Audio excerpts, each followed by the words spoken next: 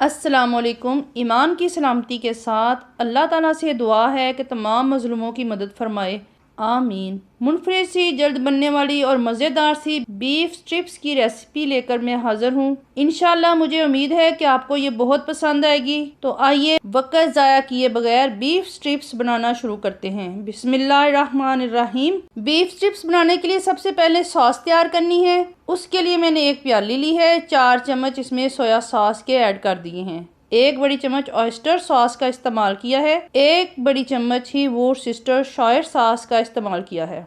1 बड़ी चम्मच sesame oil यानी तिलों का तेल शामिल कर दूंगी। 1 चम्मच चीनी भी इसमें जाएगी।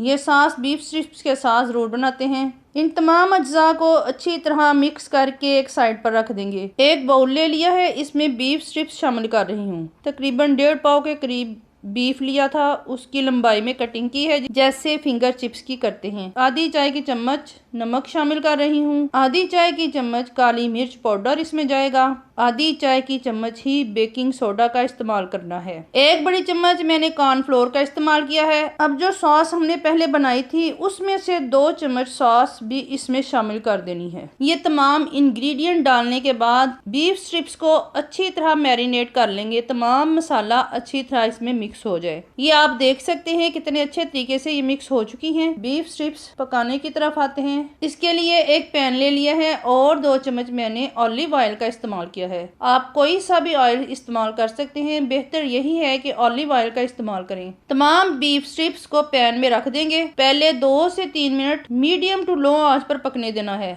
इस दौरान 7-7 चम्मच से साइड को बदलते जाना है ताकि एक तरफ से जल ना जाए। फिर 4 से 5 मिनट के लिए मीडियम आंच पर पकाना है। ये बहुत ही मजे की बनती हैं। आंच को बहुत तेज नहीं रखना वरना ये जल जाएंगी। जब तमाम पानी खुश्क होने लग जाए और इस तरह की हो जाए, या ऊपर हल्की हल्की सी कोटिंग आपको नजर आ रही है, इस तरीके से जब हो जाए तो इनको निकाल लेंगे। फिर इसी पैन में एक मीडियम प्याज को मैंने लंबाई में काट के रख लिया था, वो इसमें शामिल कर दूंगी और साथ ही 1 चम्मच के बराबर ऑलिव ऑयल का इस्तेमाल कर रही हूँ। आंच को तेज रखना है अब, क्योंकि सब्जियों को सिर्फ सौते करना है, पकाना नहीं, इसलिए आंच को तेज रखना है। मिक्स करके 1 अदद शिमला मिर्च भी इसी तरह की कटिंग करके शामिल करनी है।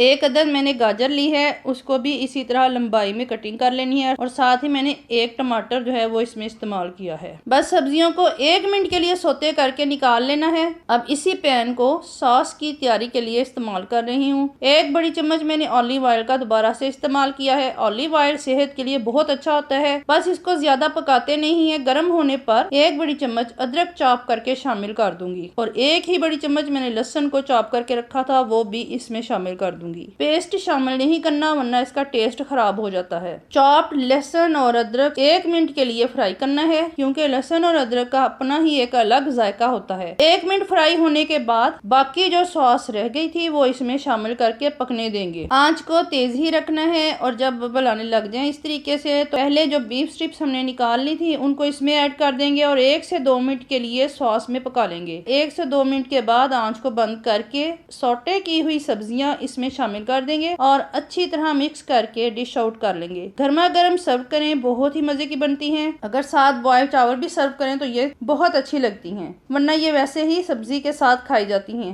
हेल्दी सी बीफ स्ट्रिप्स बनके तैयार हो चुकी हैं। आप भी बनाकर जरूर बताइएगा कि आपको ये रेसिपी कैसी लगी है। अपनी कीमती राय से मुझे जरूर आगाह कीजिएगा और अपनी दुआओं में मुझे याद रखिएगा। अल्लाह हाफिज।